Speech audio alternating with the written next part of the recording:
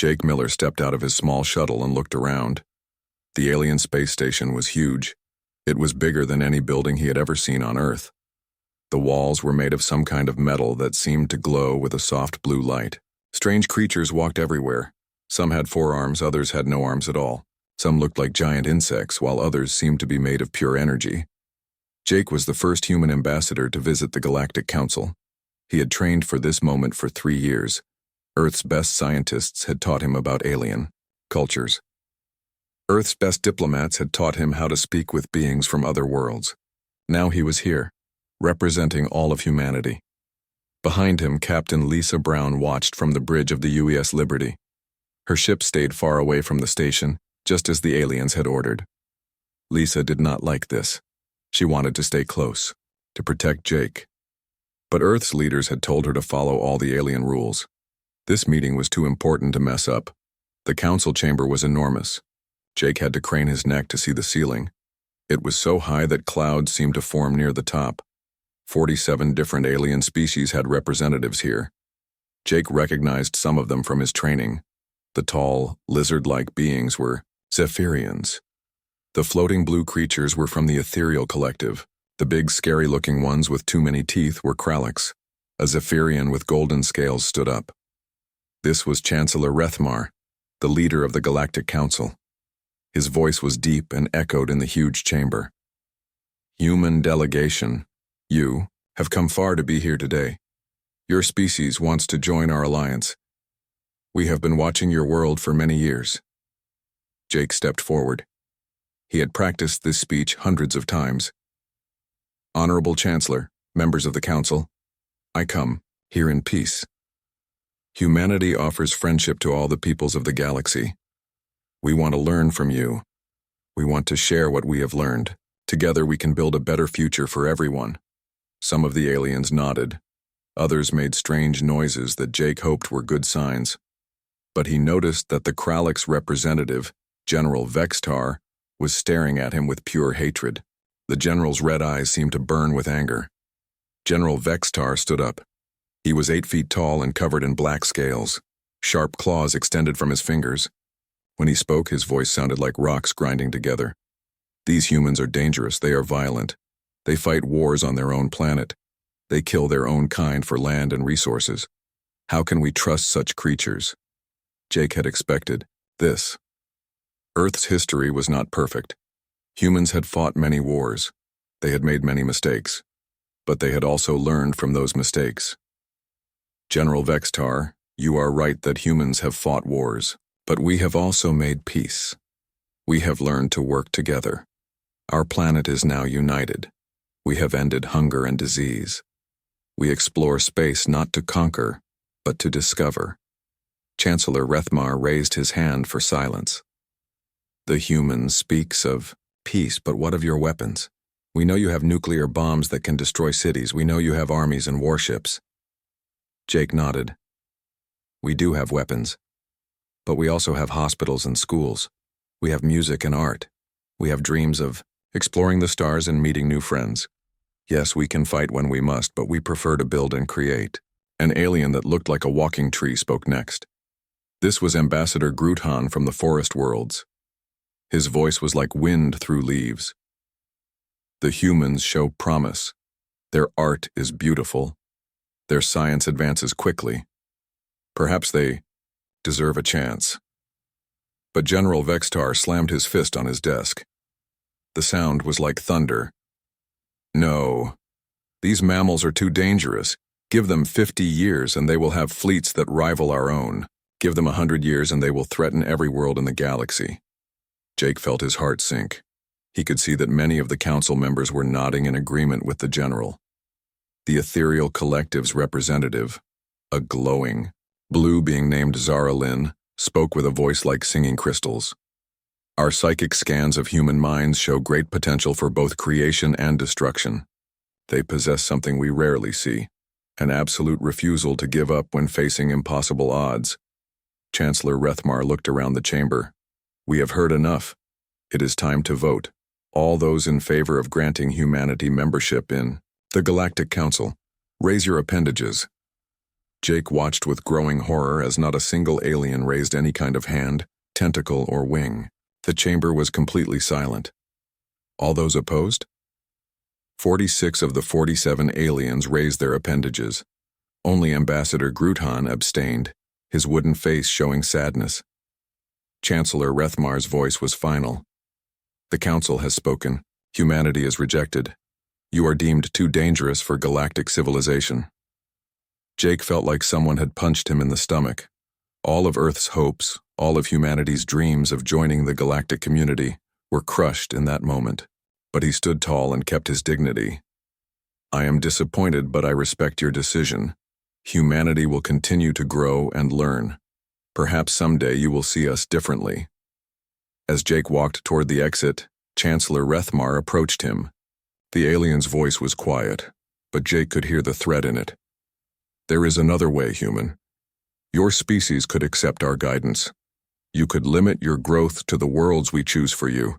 You could accept that some technologies are too dangerous for young species like yours. Jake looked the Chancellor in the eye. Humanity has never bowed to anyone.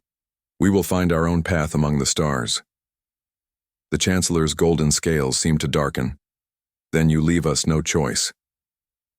Suddenly, alien guards surrounded Jake. There, weapons were pointed at him. He could hear Captain Brown's voice crackling through his communicator. Jake, get out of there now.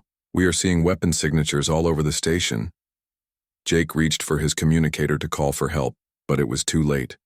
The last thing he saw was the bright flash of alien plasma weapons. The last thing he heard was Lisa Brown screaming his name. Captain Lisa Brown watched in horror as the alien weapons fired. She saw Jake Miller disappear in a flash of bright light. Her friend, her fellow human, her ambassador was gone. The aliens had murdered him in cold blood. On the bridge of the UES, Liberty, every human crew member stared at their screens in shock. Lieutenant Danny Foster was the first to speak. Captain, they just killed an unarmed diplomat.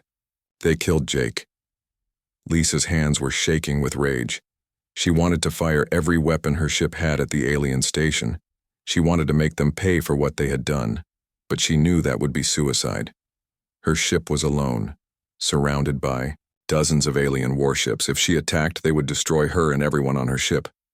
Get us out of here, she ordered. Full speed back to Earth, we have to tell them what happened.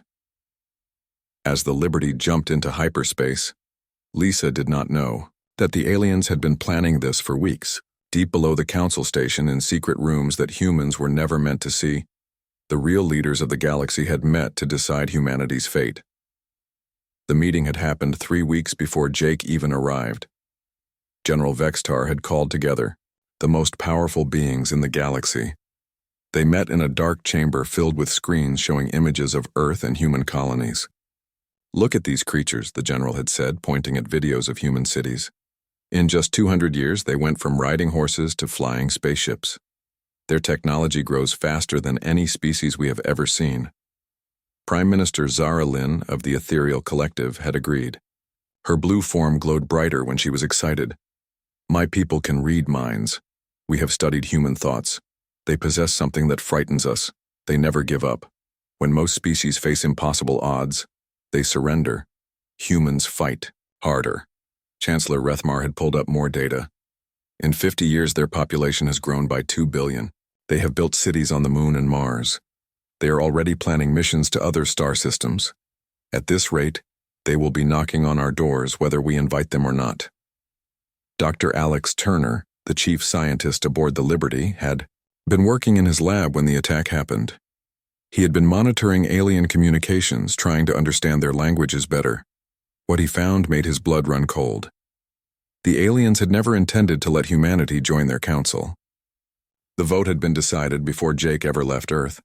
The public meeting was just a show, a way to make their rejection look fair and legal. But that was not the worst part.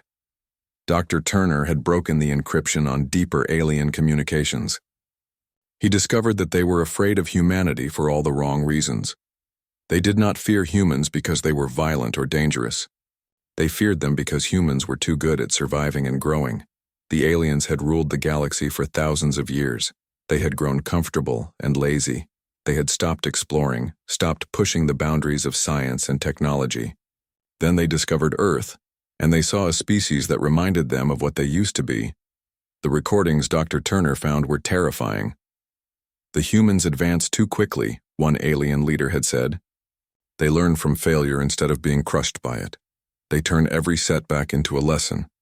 If we allow them to grow unchecked, they will surpass us all. Another alien had been even more direct. We have two choices: control them now or bow to them later. As the Liberty raced back to Earth, more pieces of the alien plan became clear. They had not just rejected humanity's application. They had declared humanity too dangerous to exist. The murder of Jake Miller was not an accident or a moment of anger. It was the first step in a plan to destroy Earth before humans could become a real threat.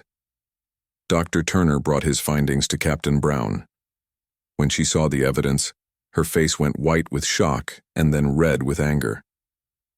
They planned this whole thing. They never gave us a chance. But there was more. The aliens had been studying human military capabilities for years.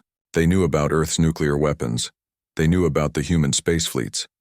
What they did not know about was the secret programs that Earth had been developing since first contact with alien civilizations, 20 years ago, when humans first detected alien radio signals. Earth's leaders had asked a simple question. What if the aliens are not friendly? What if they see us as a threat? What if they try to wipe us out before we can defend ourselves? The answer was a series of secret projects hidden in deep underground facilities. While diplomats trained to make peace with aliens, engineers, and scientists worked on ways to fight them if peace failed. Captain Brown opened a sealed communication channel to Earth. Within hours, she was speaking directly to President William Hayes in his emergency bunker deep beneath the Rocky Mountains. "Mr. President," she said, her voice heavy with grief and anger. "They murdered Jake. They killed him in cold blood after rejecting our application. But, sir, it gets worse. They planned this from the beginning. They see humanity as a threat that must be eliminated." President Hayes listened to Dr. Turner's report about the alien communications. He studied the evidence of their long-term plan to destroy Earth. When the briefing was over, he was quiet for a long time. Finally, he spoke. "Captain Brown, humanity has always faced extinction. Ice ages, plagues, wars, asteroid impacts. Every time we found a way to survive. Every time we came back stronger." He turned to face the camera and Lisa could see the determination in his eyes. "The aliens made one critical mistake. They think that killing Jake Miller will scare us into submission. They think that showing their superior firepower will make us bow down and accept whatever scraps they offer us." The president's voice grew harder. "They don't understand humans very well, do they, Captain? They don't understand that the quickest way to unite humanity is to threaten our survival. They don't understand that we are at our most dangerous when we have nothing left to lose." Lisa Brown nodded. She could feel the anger of every human on her ship. She could imagine the rage building on Earth as news of Jake's murder spread. The aliens thought they were crushing humanity's spirit. Instead, they had awakened something that had been sleeping. "Captain," President Hayes said, "I am authorizing Protocol 7. It is time to show the galaxy what humans are really capable of when someone tries to wipe us out." As the Liberty continued its journey back to Earth, Lisa wondered if the aliens had any idea what they had just started. They thought they were dealing with primitive creatures who could be bullied into submission.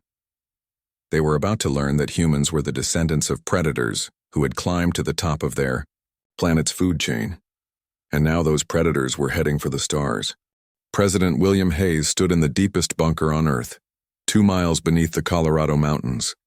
The emergency meeting room was filled with the most important people in human government and military. Everyone looked grim. The news of Ambassador Miller's murder had reached Earth just 4 hours ago. General Patricia Stone was the first to speak.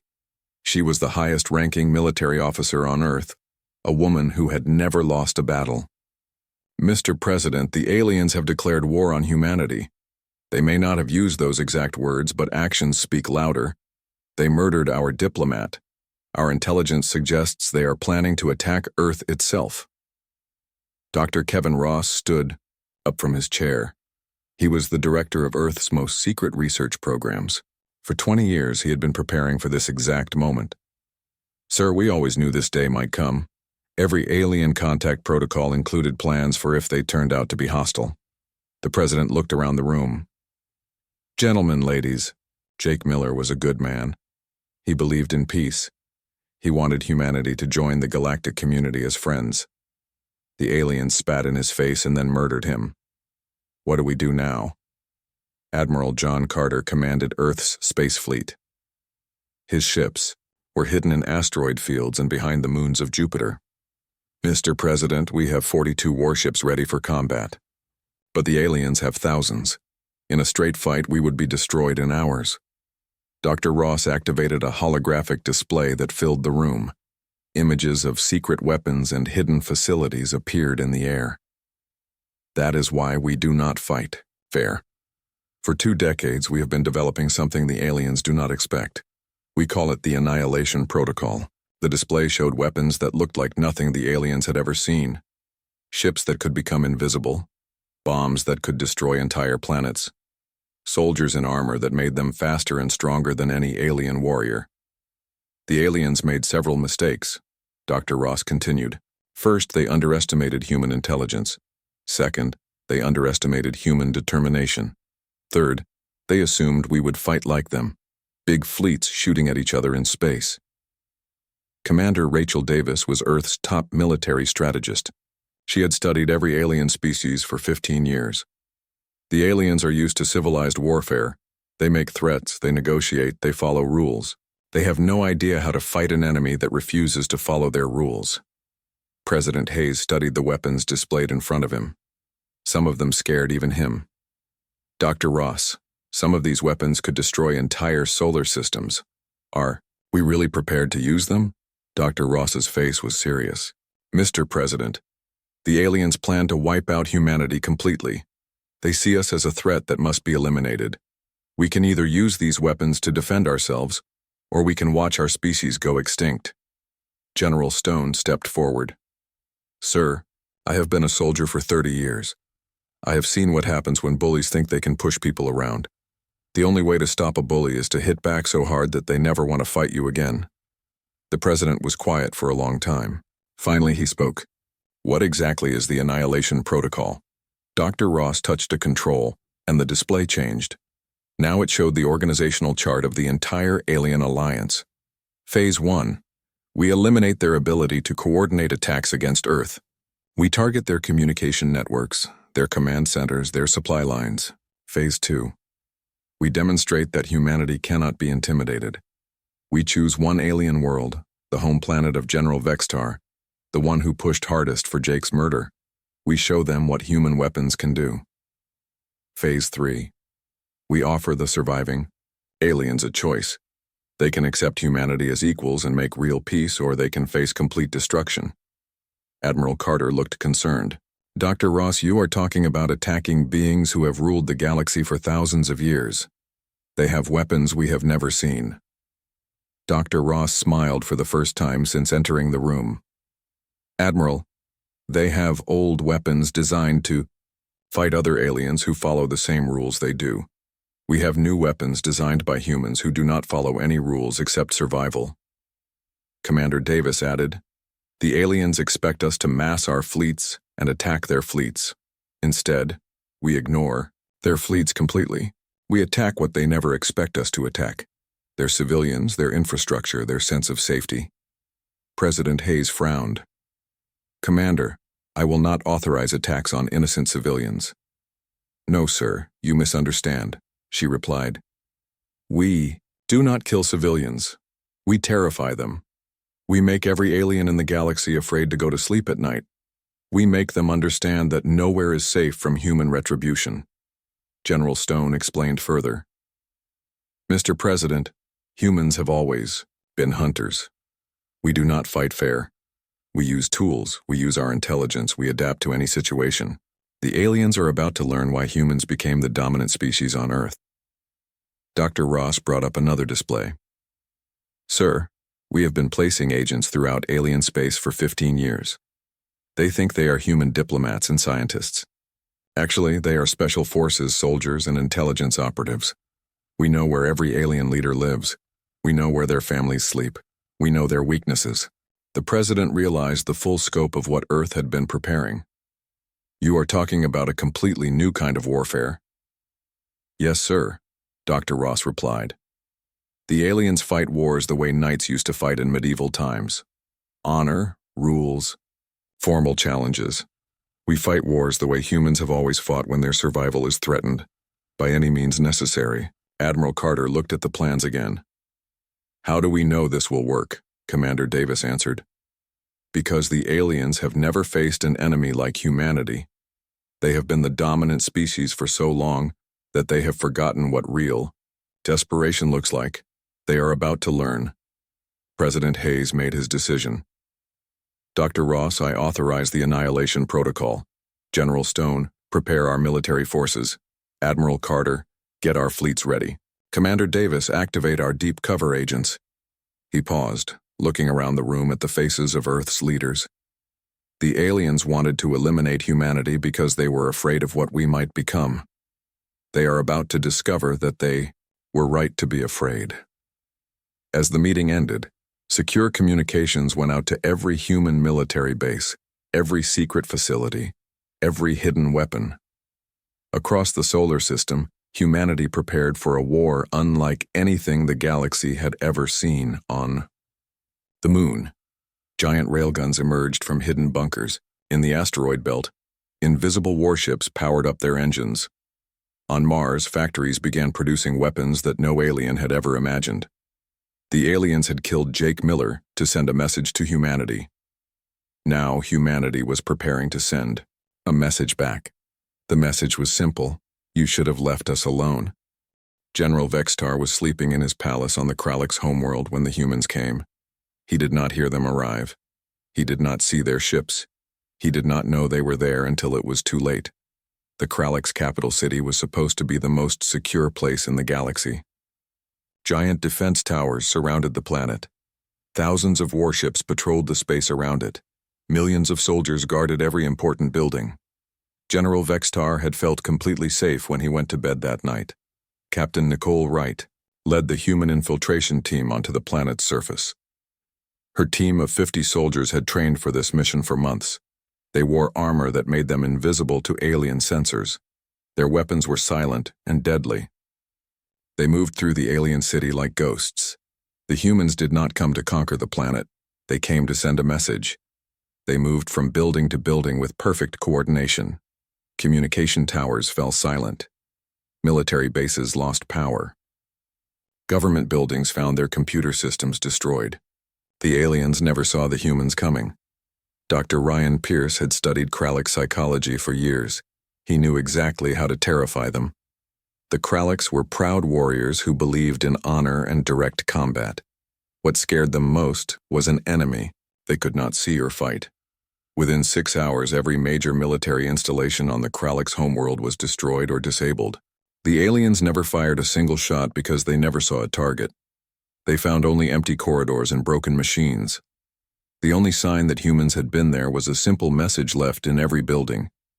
For Jake Miller, General Vextar woke up to find his palace surrounded by his own troops, but they were pointing their weapons outward, not inward. His communication systems were dead. His computers were destroyed. His guards were terrified and confused. What is happening? He roared at his aide, a young Kralix warrior named Kethvar. General, we are under attack, but we cannot find the enemy. Our defense systems are offline, our weapons are jammed. Our sensors detect nothing, but our facilities are being destroyed one by one. General Vextar had never felt fear before. He was 8 feet tall and covered in armor like scales. He had won 100 battles, but now he was facing an enemy he could not understand. How many ships are attacking us? We do not know, sir. Our orbital sensors are not detecting any enemy vessels. But somehow, they are here.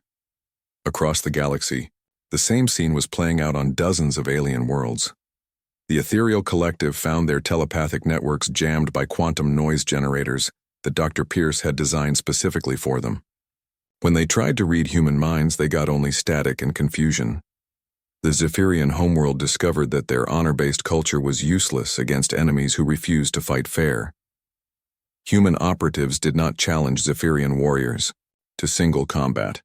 Instead, they embarrassed them by stealing their weapons and leaving them tied up in public places. Emma Collins led the cyber warfare division from her hidden base in Earth's moon. She and her team of hackers had been infiltrating alien computer systems for years. During the diplomatic missions, they had planted viruses and backdoors in every alien network they could reach. Now those viruses activated all at once. Alien. Military communications became chaos. Their weapon systems turned against each other. Their navigation computers sent their ships to the wrong locations. Emma's team controlled alien technology better than the aliens themselves did. Admiral John Carter's fleet was not fighting the massive space battles that the aliens expected. Instead, his ships appeared without warning, destroyed their targets, and vanished before the aliens could respond.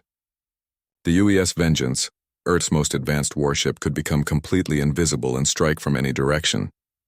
The aliens tried to organize a defense, but their communications were compromised. Every time they planned an attack, the humans knew about it before they did. Every time they moved their fleets, human forces were waiting for them. Dr. Ross watched the operation from Earth's command center. The aliens are learning what humans discovered thousands of years ago. The most dangerous enemy is the one you cannot see coming. General Stone coordinated the entire campaign from her bunker beneath the Colorado mountains. Phase 1 is complete. The aliens can no longer coordinate their military forces. Phase 2 begins now. Phase 2 was designed to break the aliens' will to fight. Human forces did not try to kill as many enemies as possible. Instead, they tried to make every alien in the galaxy afraid to go to sleep at night. Alien leaders found human soldiers standing in their bedrooms, holding weapons but not firing them. The message was clear. We could have killed you, but we chose not to.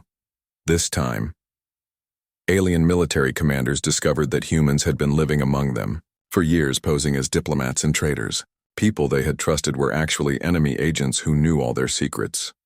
Alien civilians found their cities surrounded by invisible human ships.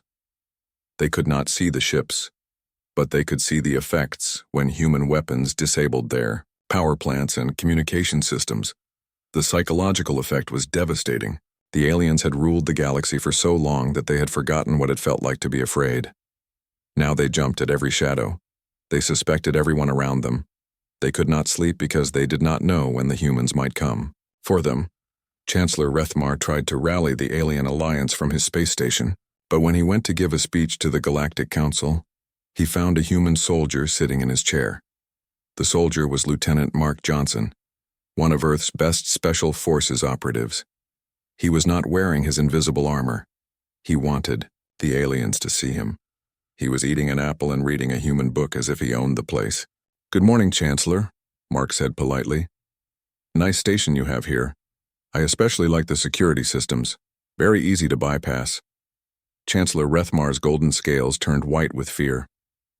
"How did you get in here? This station is surrounded by our most powerful warships." Mark took another bite of his apple.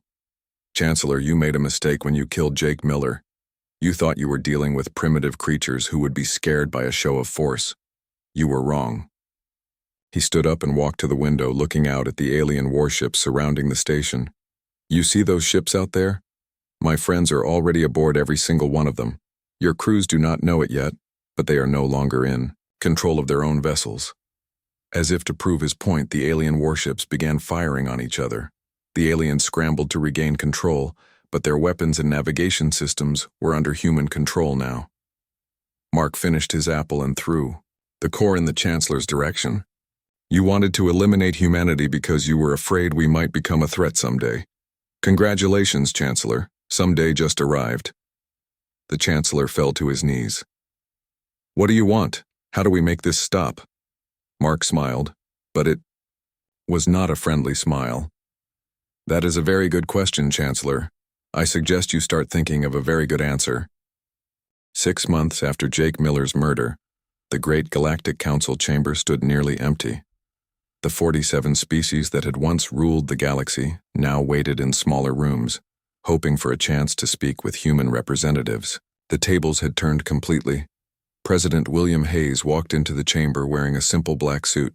He carried no weapons and had no bodyguards. He did not need them. Everyone in the galaxy now knew that humans were the most dangerous species in known space, and crossing them meant facing consequences beyond imagination. The former alien leaders sat in chairs that had once been thrones. Chancellor Rethmar's golden scales had lost their shine. His hands shook as he tried to speak. President Hayes, we wish to discuss terms of surrender. General Vextar, the Kralix warrior who had demanded Jake's death, looked like a broken creature. His people had been so terrified by the invisible human attacks that they had removed him from power. His own species blamed him for bringing human wrath down upon them. President Hayes looked around the chamber calmly. 6 months ago, you invited Ambassador Miller here. You pretended to consider humanity's application to join your alliance. Then you murdered him in cold blood. Why should I listen to anything you have to say now? Prime Minister Zara Lynn of the Ethereal Collective tried to use her telepathic abilities to influence the human president. But the quantum noise generators that Dr. Pierce had developed blocked her completely. She could not even sense his thoughts. We made a mistake, she said, her voice barely above a whisper. We underestimated your species. We thought you were primitive and violent. We did not understand that your violence was controlled and intelligent. President Hayes nodded slowly. You feared us because you thought we were too aggressive. You were wrong. You should have feared us because we are too adaptable. Every challenge you gave us made us stronger. Every obstacle you put in our path taught us something new. Dr. Ross stood beside the president, holding a tablet that contained data about human technological advances during the war. In 6 months of conflict with your alliance, humanity has advanced our technology by approximately 50 years. Your attempts to destroy us accelerated our development beyond anything we thought possible. General Patricia Stone stepped forward. She now commanded not just Earth's forces, but military units from 12 alien species that had chosen to ally with humanity early in the conflict. Mr. President, the Andromedan Federation, the Tau Ceti Republic, and the Proxima Alliance have all requested formal alliance treaties with Earth. These alien species had recognized the writing on the wall. When they saw how easily humans had dismantled the Galactic Council's military forces, they had quickly switched sides. Now they served as examples of what cooperation with humanity could achieve. Commander Rachel Davis presented the new galactic structure that Earth was proposing. Each species maintains complete control over their home systems. Earth serves as a coordinating authority for conflicts between species and external threats. Species that honor the peace agreements will prosper. Those that do not will face human intervention. Chancellor Rethmar tried to object. You cannot simply take over the galaxy. There are laws, traditions, established orders that have existed for thousands of years. Admiral John Carter, who now commanded the combined human-alien fleet, stepped into the chamber. Behind him walked representatives from the alien species that had joined humanity's alliance. Chancellor, your laws and traditions included murdering diplomats. Our laws are simpler. Do not threaten innocent people, and we will not threaten you. President Hayes activated a holographic display that showed the current state of the galaxy. Green areas showed systems under human protection. Red areas showed systems still in rebellion. Yellow areas showed systems that were negotiating to join the new order. The universe is bigger than this galaxy, he said. While you were fighting among yourselves and trying to suppress younger species, humans have been preparing to explore beyond our local star cluster. We have detected radio signals from other galaxies. There are civilizations out there that make all of us look primitive. Dr. Ross added, the choice is simple. You can join humanity's alliance and help us explore the greater universe, or you can remain isolated on your homeworlds while we advance beyond your ability to understand. Some of the alien leaders looked interested. Ambassador Gruthan from the Forest Worlds, the only alien who had abstained from voting against humanity, spoke up. What guarantees do we have that humans will not abuse their power the way we abused ours? President Hayes smiled for the first time since entering the chamber. Ambassador Grutan, you have been studying human culture for years. What is the most important thing you have learned about us? The tree-like alien considered the question carefully. Humans never stop growing. You never become satisfied with what you have achieved. You always want to explore further, learn more, become better. Exactly, President Hayes replied. We do not want to rule over anyone. We want to explore the universe and discover what lies beyond the edge of our maps. But we will not allow anyone to threaten innocent people while we do it. General Stone stepped forward with a document. The new Galactic Charter is simple. Every species has the right to self-determination. No species has the right to threaten or attack others. Disputes will be resolved through negotiation or human arbitration. Military forces will be used only for defense and exploration. Chancellor Rethmar looked at the document with amazement. This is generous. You could simply rule over us as conquerors. Admiral Carter answered, Chancellor, humans learned something during our own history. Empires that rule through fear always fall eventually. Alliances built on mutual benefit last forever. As the ceremony continued, a new monument was unveiled outside the chamber. It was made of black stone from Earth and inscribed with the names of Jake Miller and everyone else who had died during humanity's rise to galactic leadership. Tuio. Inscription was in both human and alien languages. They thought our mercy was weakness. They learned that human compassion is a gift, not a guarantee. President Hayes concluded the meeting with a message that would be broadcast to every world in the galaxy. Jake Miller came here in peace. He offered friendship and cooperation. You responded with violence and murder. We responded with strength and justice. The old galactic order is finished. The new order begins today. We invite every species to join us in exploring the universe beyond our galaxy. Together, we will discover wonders that none of us could imagine alone. But understand this: humanity protects those who cannot protect themselves. We stand with those who stand with us, and we never forget our friends or our enemies.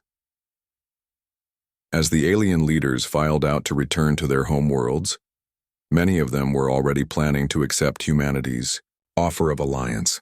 They had learned that humans were not conquerors, but they were protectors. And in a dangerous universe, having humanity as a protector was the best guarantee of survival. In the depths of space, human exploration vessels were already heading toward distant galaxies, carrying the message that had echoed from Earth to every corner of known space. We are humanity. We survive. We adapt. We protect those who need protection. And we never stop reaching for the stars. The age of human leadership had begun, not through conquest, but through the simple demonstration that some species were too dangerous to threaten and too valuable to oppose.